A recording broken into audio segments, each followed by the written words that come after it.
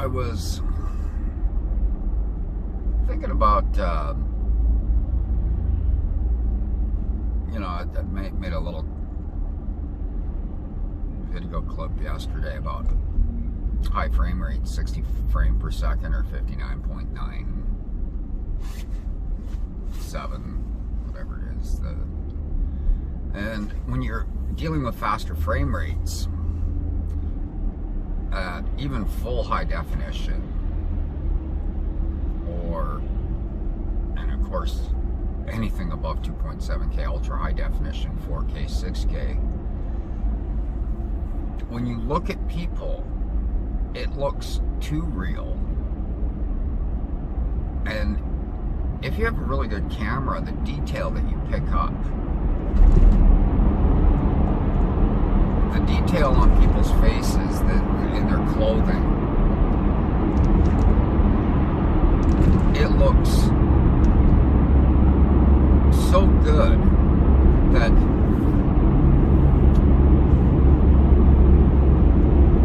it's gotten to the point where you actually have to reintroduce artifacts back into an image.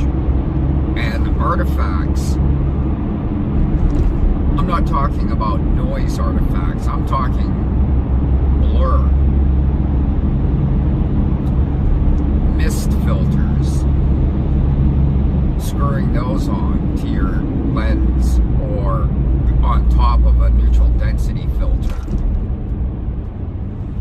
You have to do all this stuff because higher frame rates give the appearance of high definition by itself, because things just look crisper,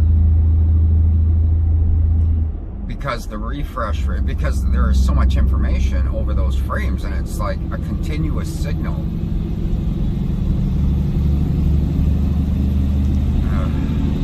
Guy in the truck beside me here, this guy's got nothing in his but the truck way up in front of me. He's holding our line up back. Anyways, yeah, these filter systems, it's going to become more commonplace as the years go on and we go higher up in terms of resolution and what computers are able to handle in speed. In another 5 to 10 years, computers should be able to handle 4K processing without too much problem, without choking.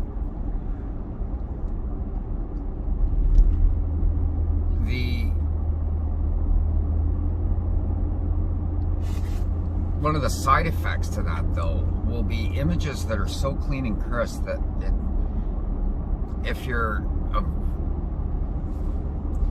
40 and over and you're used to watching television or what's high definition, 1920 by 1080, which is like just a recent thing over the last 10 years, from 720, 480p, 720.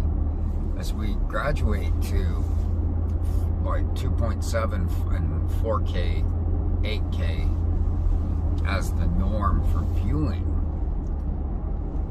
that generation who was raised on analog TV, myself too, cathode ray tubes, and that 23.976 frames per second format, it's like, what am I watching? Like, this looks too real but surreal, and you can't quite put your finger on it, but it just looks different. If that's all you've ever known, you won't see a difference. You might, because you may watch an old movie and you may find yourself, if you're young, 15, 16, and you're watching old movies on TV from the 30s and 40s and automatically go, whoa, look at this. There's a look about it. Just kind of like what happens when you listen to music from the 50s and the 60s and 70s. It just, and the 80s. It just sounds different. And the 90s is the transition between the analog years and computers. Recording to tape, the saturation, the effects of saturation, as it's known as. Saturating the tape, overdriving the tape. All this stuff. So, it's no different for video, no different for film. Video, of course, is convenient because even on old tape, you could record and then re-record over the tape. And yeah, you might get a little, you know, it degrades over time, the tape and this and that, but whatever. Well, in the digital spectrum, you can record over easily, punch in, punch out, no loss. And if you have a great sampling system, 96 kilohertz, 24-bit 96 kilohertz, I mean, you've got so much dynamic range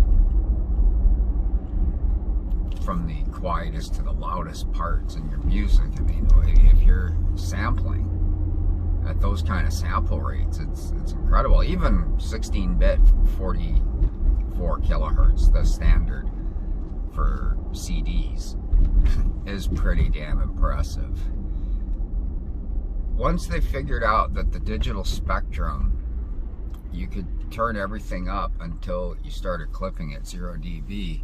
You listen to the first CDs that came out, they're pretty quiet because they were mastered to what standard records were being sampled to. And that was like basically minus 16 dBu. So a lot of records, or those first CDs, were remastered back to minus 9 dBu. So they became louder to your hearing. So it sounded better. And it still had dynamic range. Just the loud points were pushed, you know, the peaks, or the average was sort of like minus 11, minus 9 dBu. So there was at least an average gain of 4 to 5 dBus gained by going from record to CD.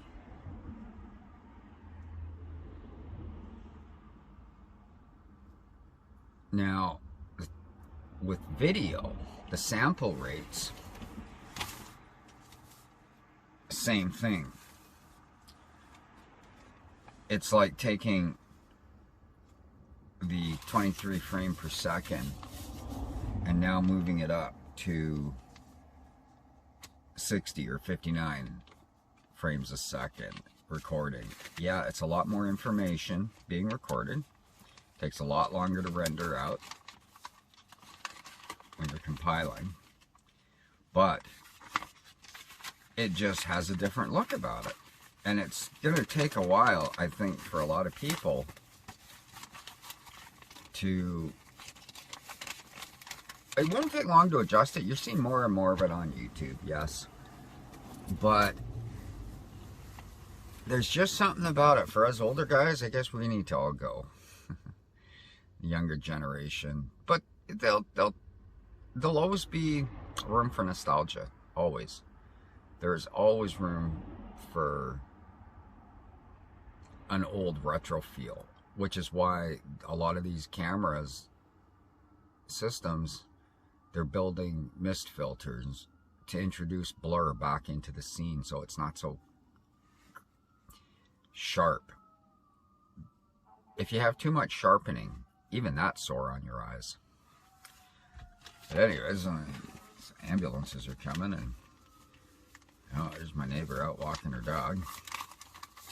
So I think I will get in and we'll call it a day here. Get in, post this, and I don't know, make what you want of it, but we'll see. you on the next one. Over and out. Shalom.